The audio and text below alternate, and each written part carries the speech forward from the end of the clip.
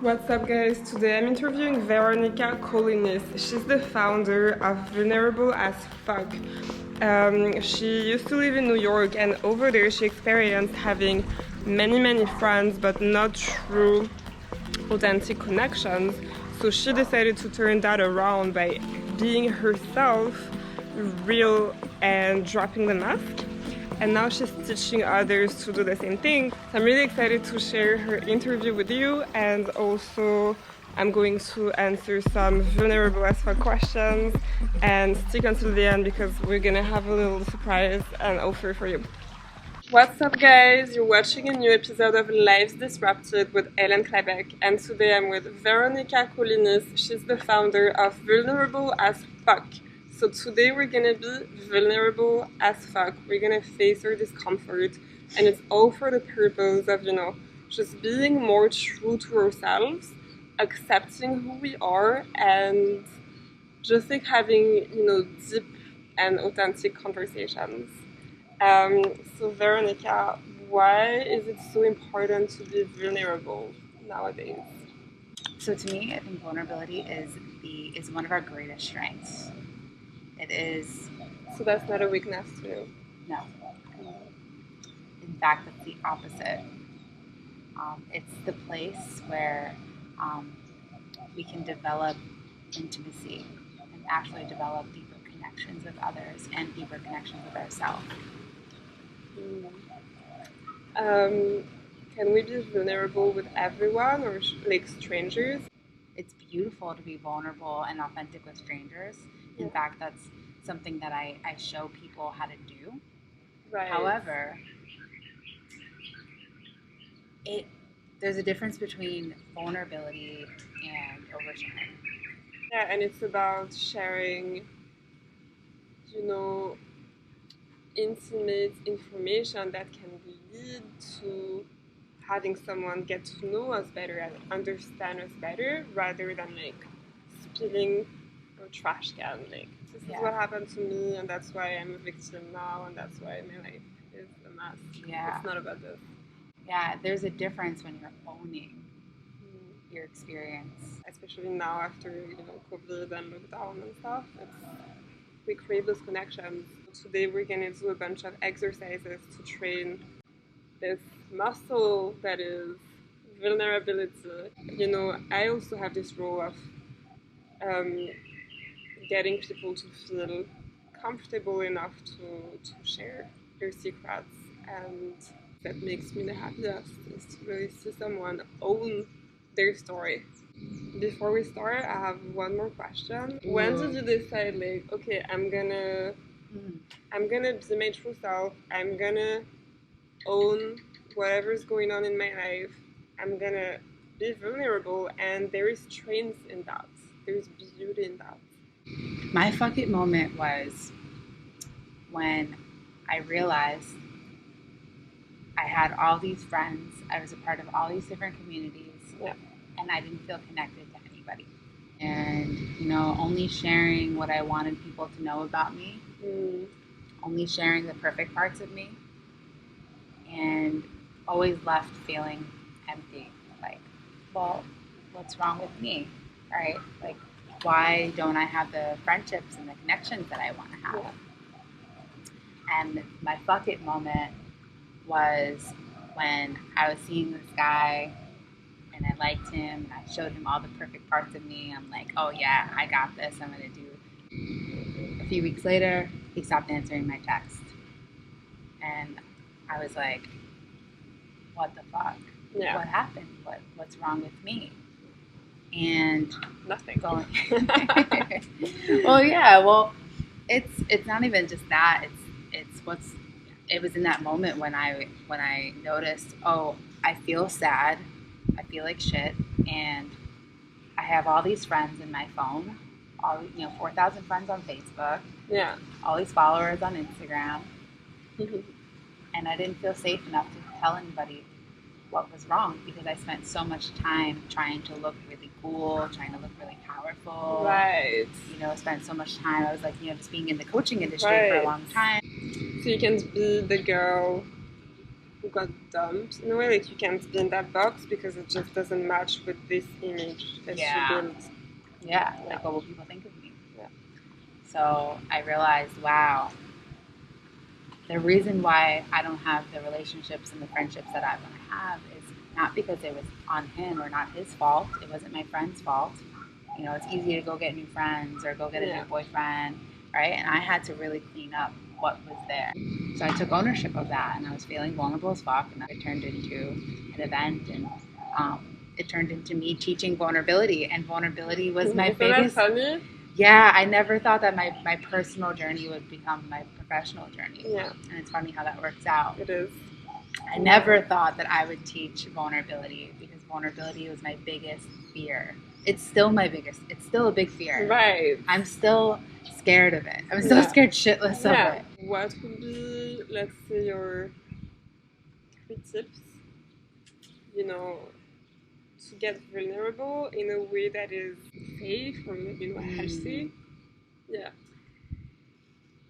Take ownership of your experience. That's number 1. 2, get clear on the context of what you want to share with someone.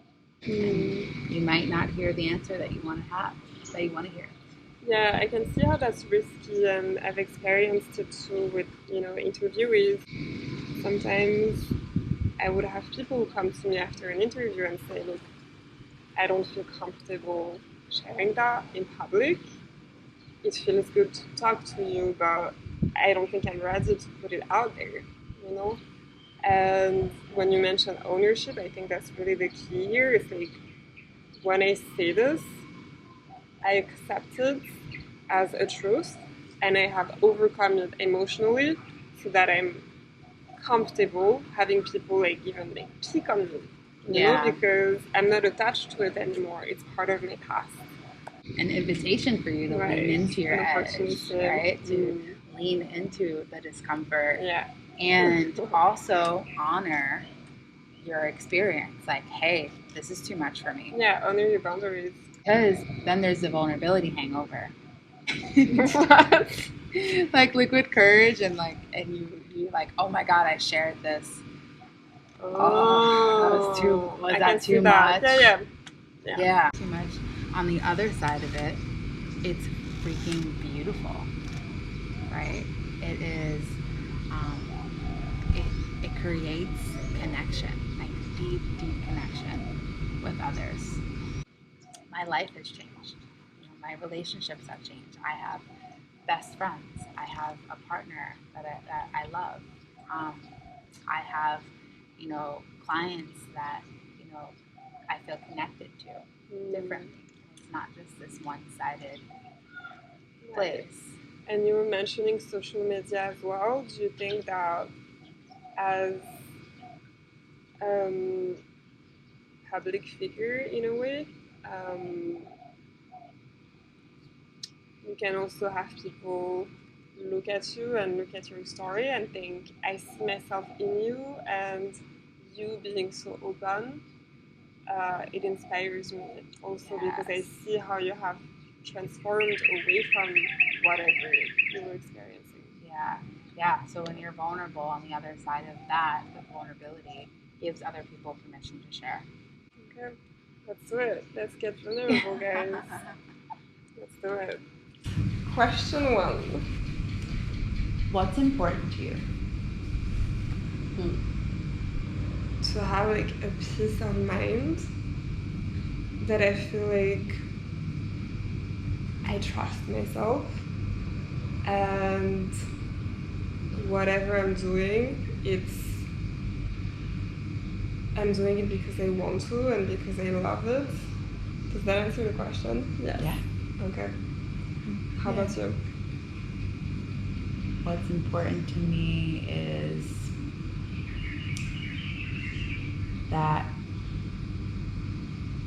I have a lot of fun and joy in my life, and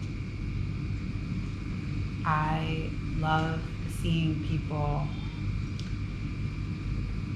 live in their true power, activating more epicness on this planet. Yeah, I love that. Yeah. It's what I want to do through my interviews, is to really showcase people that are in the flow, in their power, doing what they love, and transmuting this energy, that's different. Mm-hmm. When you talk about what you're doing and your eyes are like, there's like stars in them, I think it can really plant a seed. Yeah. What is one thing that you don't want people to know about you? I don't want people to know that I'm afraid of being alone. Yeah. And sometimes I avoid intimacy. And I'm afraid that, because of my work, that people will think differently about me. Are you working towards it every day? That's the difference. Sometimes I think I'm crazy. Yeah. Sometimes I'm like, to face your fears. How can I do this work all the time? What don't you want people to know about you? I passed on this question. Totally okay. Okay, no, I think there's something I can share.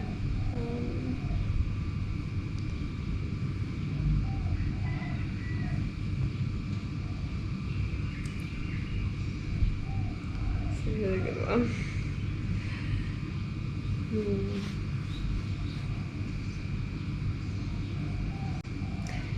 I guess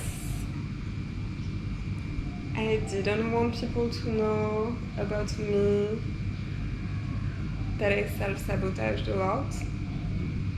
And,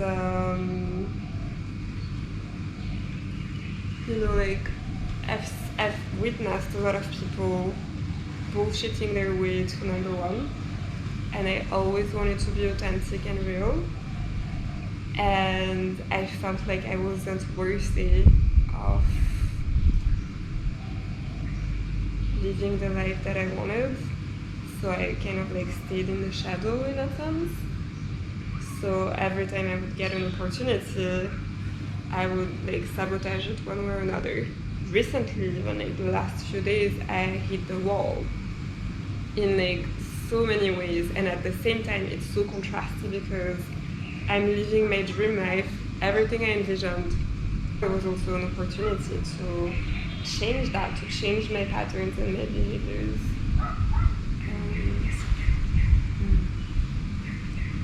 There's beauty in the darkness, Thank you for sharing that with me. Yeah, I can really relate to that.